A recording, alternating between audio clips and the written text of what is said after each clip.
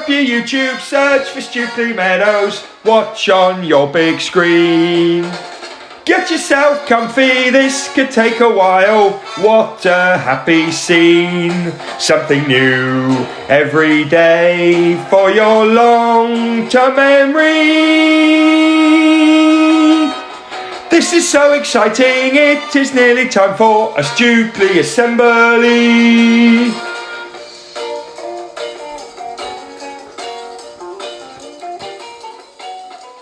Good morning everyone and welcome to today's Values Assembly.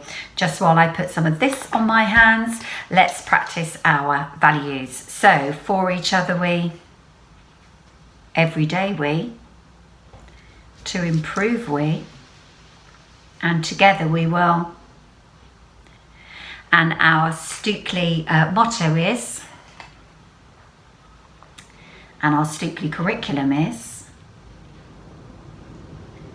and 4 words that make the magic happen.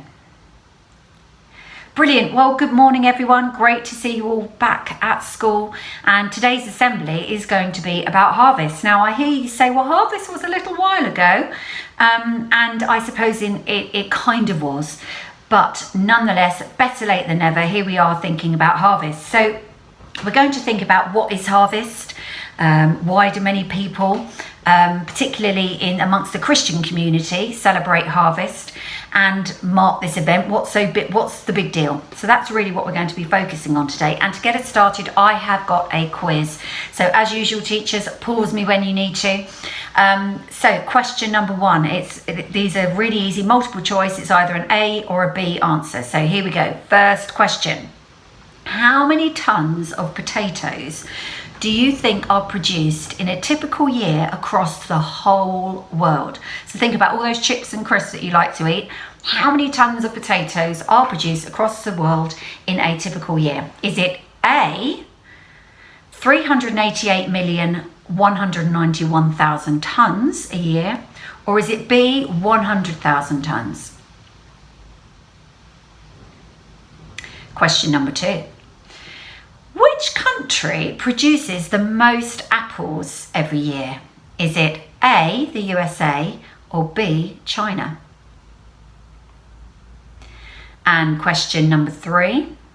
How many tons of rice are produced each year on average across the world? Is it A, 742,541,804 tons, or is it 525 million tons? That was question or answer B. So there are the questions. So now I'm going to go over the answers. So the first one about how many tons of potatoes are produced, it was actually answer A, 388,191,000 tons. Amazing. That's a lot of chips, everybody. Question number 2, the country that produces the most apples. I heard this somewhere else recently, actually. It's actually China. I kind of thought it would be America, but it's China. And question number 3 was about how many tons of rice, and you guessed it, it was answer A, 742,541,804 tons. I really hope Mrs. Campbell is impressed with my being able to read those big numbers, because I really have been practicing, everybody. But that is an amazing amount of food, isn't it? Loads and loads of food, and it's actually hard to get your head around how much food there is. Now, harvest is all about food, and it's really about the tradition in many countries across the world to actually celebrate the work of farmers and the fact that they produce all this food for us to eat. And it's a time to give thanks and to show our gratitude and appreciation for the fact that we do have farmers and people producing food for us all to eat. Now, I wonder if any of you know what happens in farms across the world at harvest time. It's when obviously the workers gather in the crops. So they've sown the things that they want to grow, and then they have to gather the things back in again. So it could be things like rice or potatoes or carrots or wheat, all of those kind of things. Where I live in a village, I can really see the farmers are really busy round and about, particularly in kind of September time, end of August, September time, when they're gathering in the harvest. But I wonder, what does harvest look like across the world?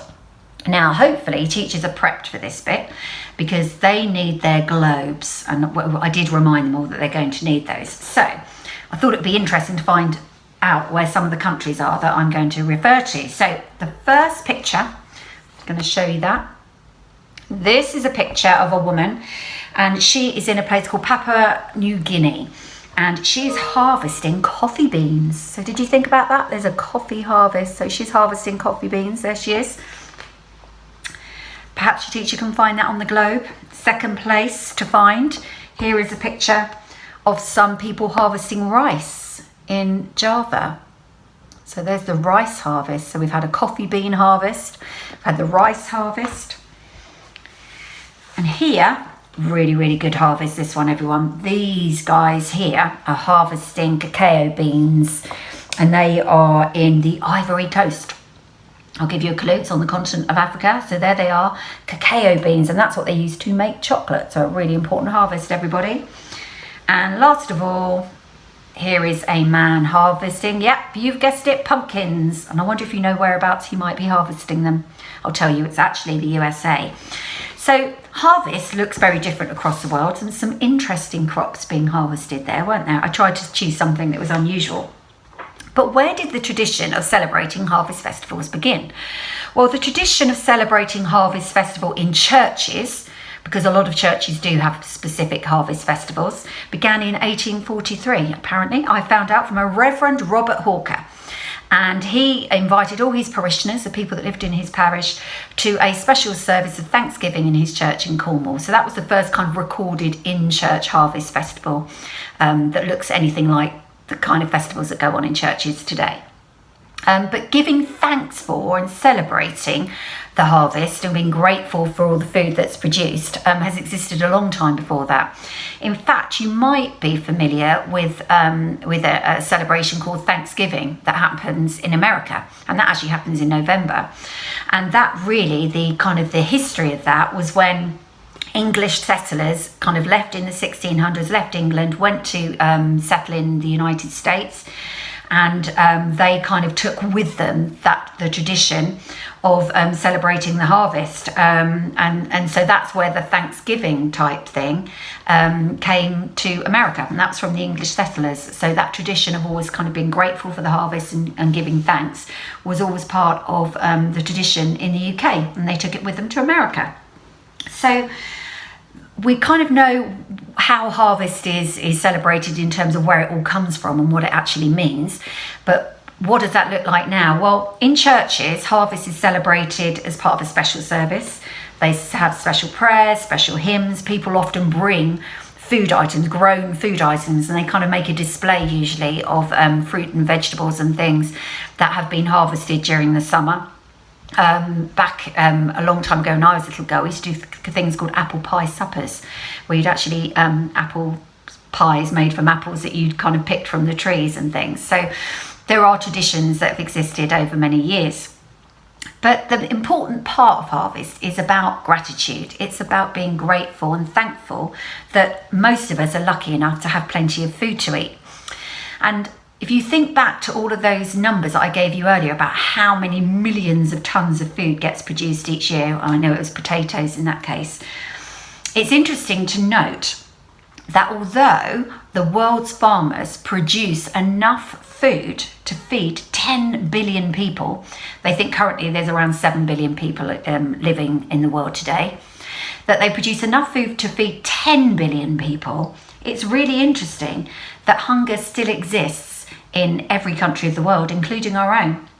In fact, the World Bank said that they think that there are nearly 2 million people living in the UK today that actually don't have quite enough to eat. They may not be starving, but they don't actually have enough to eat. They call that being undernourished.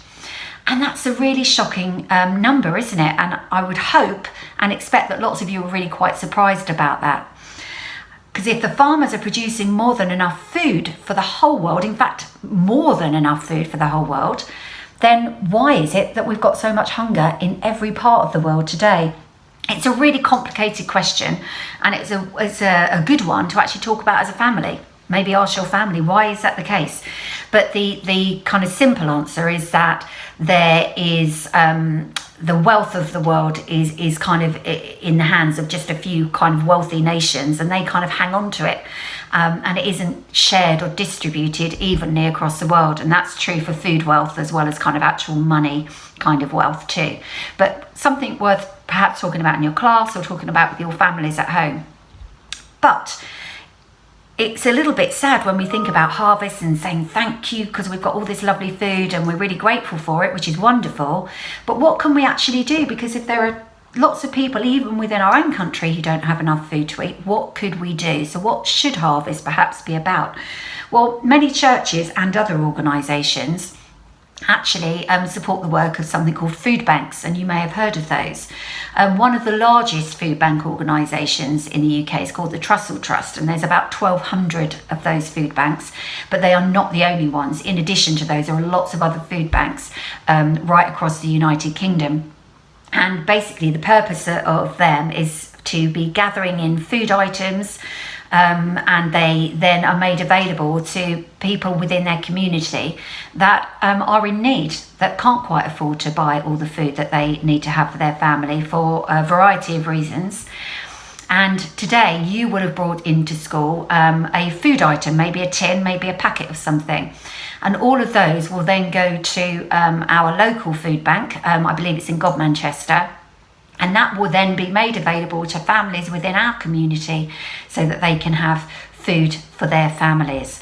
So harvest time now for us thinking about it as a school, and also in lots of organisations across our country, is really a time, yes, to be grateful that we have food to eat and that we have food in our cupboards, but also to remember those that don't, that maybe aren't quite as fortunate. And so the work of the food banks is really important, and we can do our little bit to support them and to make sure that we are sharing out of the kind of the wealth of what we have with those that have far less than us. So today's assembly then, harvest. Yes, we are grateful, but we're also thinking about how we can share all that wonderful food wealth that we have.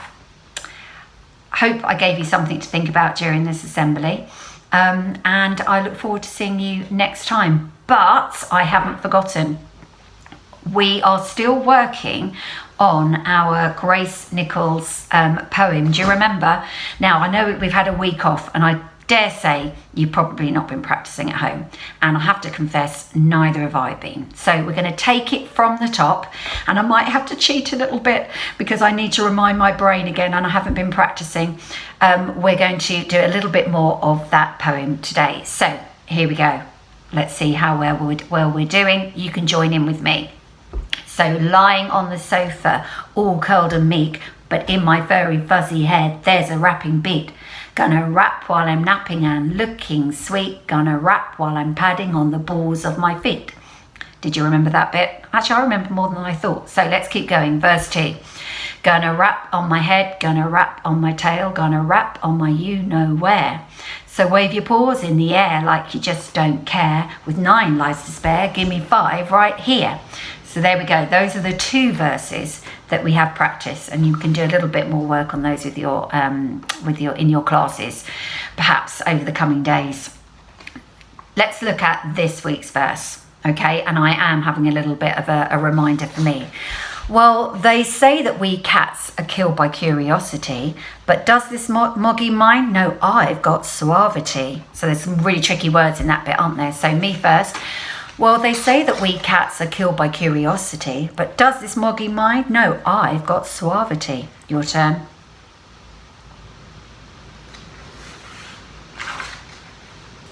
Excellent. Next part to add on to that. When I get to heaven, gonna rap with McCavity, gonna find his hidden paw and clear up that mystery.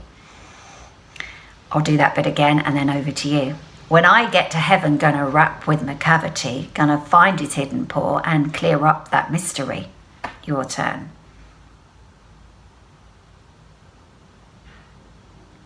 Excellent.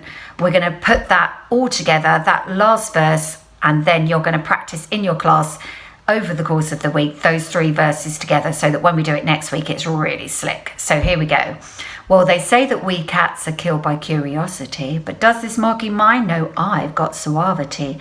When I get to heaven, gonna rap with my cavity, gonna find his hidden paw and clear up that mystery. Okay, 3 verses, get practicing. Next week, gonna have it slick, and then it'll be the final verse to do, and we will have the whole poem down pat. Excellent. Okay, everybody, take care, have a great week, and see you next time. Bye. Ha-ha! Thank you, Mrs. Stevens, for a great start back to our Stukeley assemblies. Now, a few shout outs before we move on to the most important 60 seconds, which I know you're all looking forward to. Right, birthdays. Just one birthday today. Happy birthday to Oren in year 1. He's definitely smiling. He's definitely excited. I know that much. Have a great day and enjoy the rest of your time celebrating Oren today. I wonder who it will be tomorrow. Also, Stukeley shout out to Jessica, Bella and George, all in year 6, who got their classic readers just before half term. They've got lamination, everyone, and we know that's a massive reason to celebrate. And also at the same time, Bella got her millionaire certificate, so she is a reading millionaire as well, which is fantastic news. 2 more shout outs. The first one is to every single child who did some reading and some times tables practice over half term. I've been looking at all of the AR quizzing. Loads has happened. Not so much times tables rock stars, but we can't have it all at the moment. So thank you to everyone who got into a learning routine a little bit over half term. And also, final shout out. Do you remember that family who donated us £500 to spend on something fun for children? Well, we said that we were going to buy in big plastic boxes for every class to fill with playtime goodies. Well, the shout out is for the Plastic Box Company, because they're in. There's one for every class. Oh, that lid just fits so snugly. Every class has got a massive plastic box. You and your teachers, you and your teachers are going to make a list of all the things that you want to buy to put into your box. And then I will get the money for you that's been donated to this family, and we will buy all the bits that you want in your playtime box, and then you're just going to have to sort out some rules about how to look after it. Oh, what a great start to our Stukeley half term. The most important 60 seconds are coming up now. The most important 60 seconds are coming up now. Okay, most important 60 seconds. I'm going to commit this time, I'm going to dedicate this time to say thank you to all of you who brought in something for the food bank today. I know that Mrs. Stevens has talked to you about harvest and the bigger theme of harvest, and we've also talked about the fact that right now in our country, in England, not just in the world, but in England, more families need help with the little things in life, with the simple things in life. More families need help than ever before. So all of the bits that you've brought in are going to be donated to families, given to families that need it most. And I'm hoping that we can keep talking about families that are in need, keep talking about things that we can do to improve people's lives, because care is our most important value.